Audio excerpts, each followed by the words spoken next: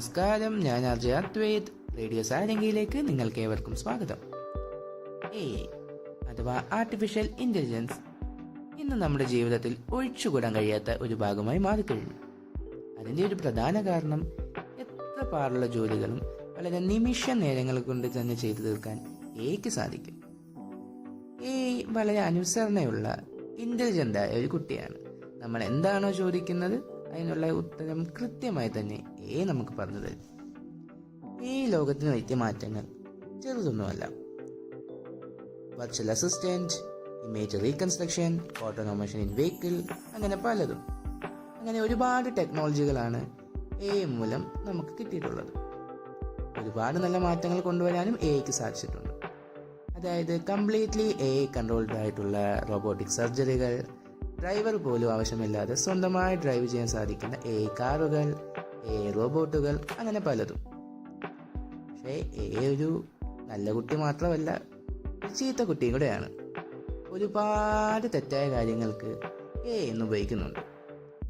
ഉപയോഗിച്ച് ഒരുപാട് കുറ്റകൃത്യങ്ങളാണ് ഇന്ന് നമ്മുടെ സമൂഹത്തിൽ നടക്കുന്നത്.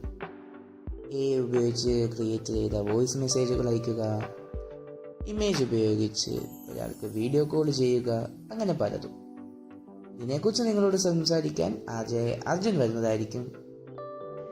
ഹായ്, ഞാൻ അർജുൻ. ഇന്നത്തെ പ്രധാന വിഷയം എന്തെന്ന് വെച്ചാൽ അല്ലെങ്കിൽ ആർട്ടിഫിഷ്യൽ ഇൻ്റലിജൻസ് ആണ്. ഇന്ന് നമ്മൾ സമൂഹത്തിൽ ഏറ്റവും കൂടുതൽ ഉപയോഗിക്കുന്ന, ഒഴിച്ചുകൂടാൻ കഴിയാത്ത ഒന്നായി മാറിയിരിക്കുകയാണ് അതുപോലെ വിദ്യാർത്ഥികളുടെ ഇടയിലും യുടെ തേരോട്ടം കാണാൻ സാധിക്കും.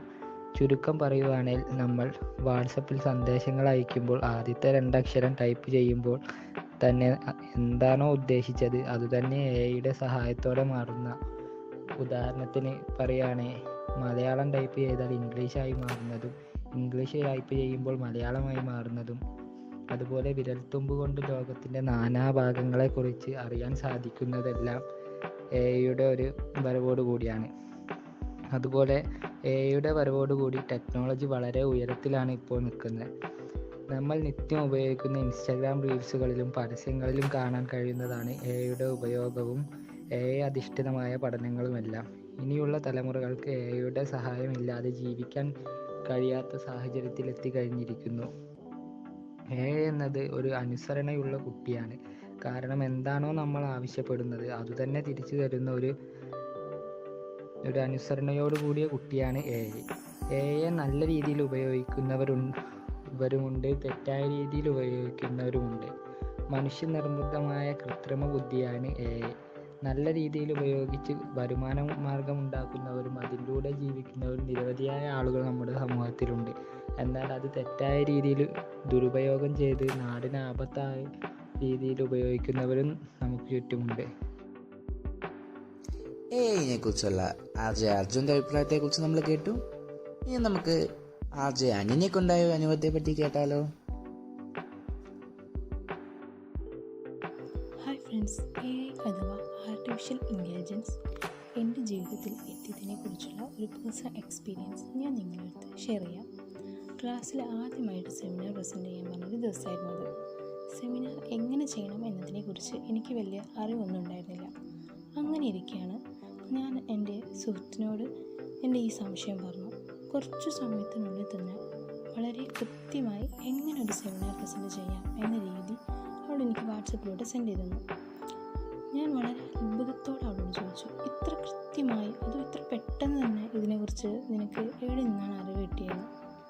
അന്നത്തെ എൻ്റെ ചോദ്യത്തിന് അവൾ തന്ന മറുപടിയായിരുന്നു അഥവാ ആർട്ടിഫിഷ്യൽ ഇൻ്റലിജൻസ്. അത് എന്താണെന്നും അതിൻ്റെ ഉപയോഗം എങ്ങനെയാണെന്നും അവൾ അപ്പം തന്നെ എനിക്ക് പറഞ്ഞു തന്നു. പിന്നീട് ടൂളിനെ കുറിച്ച് കൂടുതൽ മനസ്സിലാക്കാൻ ഞാൻ ശ്രമിച്ചു.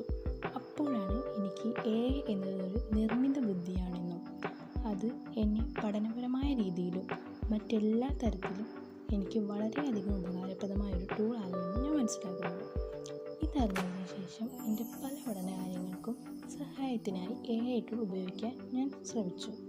പഠിക്കാൻ ബുദ്ധിമുട്ടായി തോന്നുന്ന കാര്യങ്ങളെല്ലാം ചെറിയ പോയിന്റുകളാക്കി തരുന്നതും വളരെ ഫലപ്രദമായിട്ട് എനിക്ക് തോന്നി. സമയം ലാഭിക്കുവാനും വിശദമായ പഠനം നടത്തുവാനും നമ്മളെല്ലാവരും സഹായിക്കും. ഇത് എനിക്ക് പഠനത്തിൻ്റെ ഒരു പുതിയ മാർഗം തന്നെ കാണിച്ചു തന്നെന്ന് വേണമെങ്കിൽ പറയാം. AI പഠനവുമായി ബന്ധപ്പെട്ട എല്ലാ വിഷയങ്ങളും എളുപ്പമാക്കാൻ നമ്മളെല്ലാവരെയും സഹായിക്കും. AI ഒരേ സമയം ഗുണവുമാണ് എന്നാൽ ദോഷവുമാണ്. അത് നമ്മൾ എന്തിന് എങ്ങനെ ഉപയോഗിക്കുന്നു എന്നതിനെ ആശ്രയിച്ചിരിക്കും. ജീവിതം തന്നെ എളുപ്പമാക്കാൻ AI ചിലപ്പോൾ നമ്മെ സഹായിച്ചേക്കും. ഇത് പഠനപരമായി മാത്രമല്ല, പല മേഖലയിലും നമ്മളെ സഹായിക്കും. എനിക്ക് പേഴ്സണലി ഇത് ഉപയോഗപ്പെടുന്നത് പഠനവുമായി ബന്ധപ്പെട്ട മേഖലയിലാണ്. ഇതിൻ്റെ പല സാധ്യതകളും ഇന്ന് നമ്മുടെ മുന്നിൽ തുറന്നു കിടക്കുന്നുണ്ട്.